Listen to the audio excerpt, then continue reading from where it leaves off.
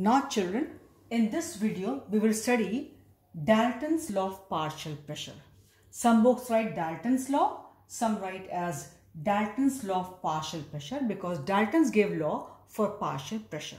Something very important and often again expected in all the exams. So now see here. What did he say? He said at constant temperature, T for temperature, the total P pressure exerted by a mixture of two or more non-reacting gases enclosed in a definite volume is equal to the sum of individual partial pressures of the gases present in the mixture. First, understand in simple words. Suppose I have a cylinder in which I have gas A, B and C. This gas A is exerting some pressure according to its number of moles, whatever amount number of moles is there, right? Similarly, gas B is also exerting its pressure depending upon the amount in terms of number of moles it is there. Similarly, gas C, D, what all are there, they are exerting the individual pressures. Those individual pressures are actually called their partial pressures. Say it is PA for gas A, PB for gas B and PC for gas C, and if you have more, it goes on P, D, PF, whatever. Total pressure in that cylinder on its walls will be equal to, total pressure P will be equal to the sum of those individual pressures of the gases exerted, sum of PA, PB, PC. Suppose I have a balloon, children.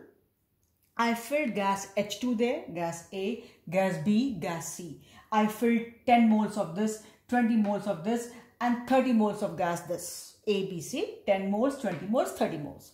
So those gases are exerting pressure according to their number of moles. We have seen PV is equal to nRT. PV is equal to nRT, we know it. PV is equal to nRT, we all know. PV is equal to nRT. So what will be P? P is equal to N upon V RT. So the pressure they exert depends upon the number of moles. It cannot be same for all the gases. So gas A will exert some pressure according to its number of moles. You see children, P will be directly proportional to N. P is N upon VRT. So you see, P at any cost depends upon the number of moles of gas. So gas A, its pressure is PA, gas B, its pressure is PB, gas C, its pressure is C. They are the individual pressures. Now I will call them, these pressures I will call as partial pressures of these gases. Right? They are showing their partial behavior. I mean, they're exerting their pressures and we call them partial pressures. Because sum of all these partial pressures will be equal to the total pressure on the walls of that balloon. I repeat, I have gas A, B, C. It's 10 moles, it's 20 moles, it's 30 moles. Will all the gases be exerting same pressure? Certainly not. Equation we know, PV is equal to nRT. So P is equal to what? N upon VRT. We can clearly see that the pressure depends upon the number of moles of the gas. So definitely when the number of moles are different, they'll be exerting different pressure on the walls of that balloon or cylinder, whatever you have taken. So what will be the total pressure on the walls of that balloon or cylinder will be equal to the sum of those individual pressures, to which we call partial pressures of the gases A, B, C, what all are there. So total pressure is sum of all these pressures. One thing children, these gases should be non-reacting. Suppose I have in the cylinder HCl and ammonia. Once they are inside, they will combine to give you NH4Cl. So what will happen? The number of moles will be totally different. So what value I was supposed to calculate with N of HCl and N of ammonia, it will be totally different. Right, children?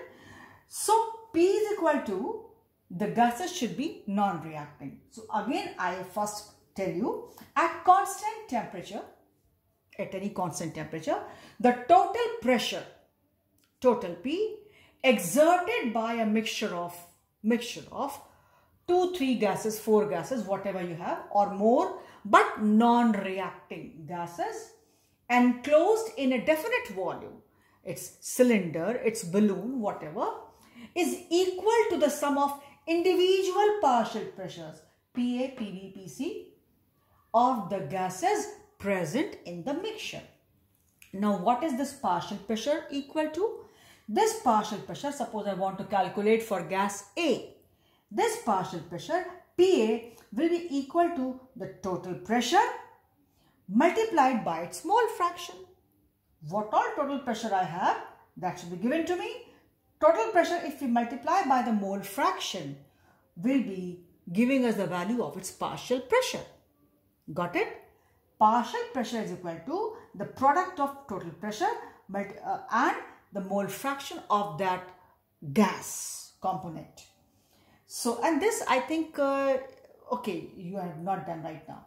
So, Pa, the partial pressure of gas A, will be equal to the total pressure into the mole fraction of that gas.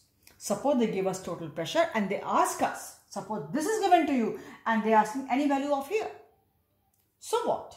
Total pressure multiplied by the mole fraction of that gaseous mixture, that particular gas, A, B, C, whatever. Suppose they are asking for A, gas A, XA.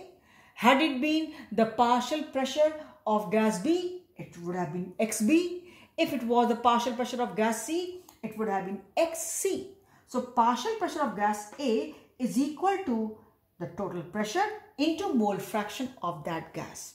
And what is mole fraction? Here XA is mole fraction of the gas A. And what is mole fraction? You know very well, the number of moles of that component upon total number of moles of the components present in the system. If you want to calculate the mole fraction of any component, then you need to know the number of moles of that component and the remaining as well. So, if I want to calculate the mole fraction of gas gas A, I write it as XA, mole fraction. It will be the number of moles of Na, that particular gas, upon, divided by, sum of the number of moles of all the gases. Had it been the mole fraction for gas B, it would have been Nb upon Na plus Nb plus Nc. Had it been the mole fraction of gas C, it would have been Nc upon Na plus Nb plus Nc. So, and what is this Na? Number of moles of gas A, Nb, number of moles of gas B, Nc, number of moles of gas C. So, I repeat, Dalton's law of partial pressure says that the total pressure of any system comprising of a mixture of non-reacting gases, if they are present at a fixed temperature in a definite volume, then the total pressure exerted or present on the system is equal to the sum of individual partial pressures of the gases present in the mixture. Individual partial pressures, their part, their pressures, individual. So gases A, B, C, their partial pressures are Pa, Pb, Pc. You just add up, the sum gives you total pressure. If they give you total pressure and if they want to ask you partial pressure, so it is total pressure into mole fraction of that gas gives you partial pressure of that gas. And what is XA is equal to mole fraction. If you calculate mole fraction, which is very commonly expected because they will not be giving you, so it is the mole fraction means the number of moles of that component gas here upon total number of moles of gases present in the system. So it is Na upon Na plus Nb plus Nc, where Na, Nb and Nc are the number of moles of gases respectively A, B and C. It is simple, not difficult, but you need to understand, and we will be doing some simple questions in the next video. So I hope it is clear. Once again, the total pressure exerted by a mixture of two or more non-reacting gases. Children, suppose I had gas A, B and C here. Say it was HCl, it was ammonia. Its 10 moles were there, its 20 moles were there. So 10 and 10 will combine, 10 ammonia, 10 HCl. They will give you 10 moles of NH4Cl. So number of moles here finished and here, it's totally different. So what I was calculating as Na or Nb or Nc, suppose it was 10 HCl and this is 20 ammonia. So 10 HCl will combine with 10 ammonia. So now ammonia and HCl, they will give me 10 moles of NH4Cl. But this will be only 10 left. So the whole law which I was focusing and working on, the exact number of moles, they'll be totally different because they'll be combining. Ammonia and HCl will combine. So they say very clearly, very categorically, mixture of two or more non-reacting gases. If they will react, naturally the number of moles will get disturbed. What we thought will not be there. Hence this calculation will go wrong and the law will not be applicable. So for this law, at constant T, pressure exerted by two or more non-reacting gases is equal to, and when enclosed in a definite volume, cylinder, balloon, whatever, is equal to the sum of individual partial pressures of the gases present in mixture. How it is there, I have shown you. P is equal to PA, PB plus PC, which are the partial pressures of these gases, and partial pressure of any gas is equal to total pressure multiplied by mole fraction. I wrote P is equal to total pressure, and then X is equal to mole fraction. How you get mole fraction? That much you know from that chapter of mole concept which you have been taught previously. The number of moles of that component upon total number of moles present in the system. Here it is of various gases. So for this video, we stop here.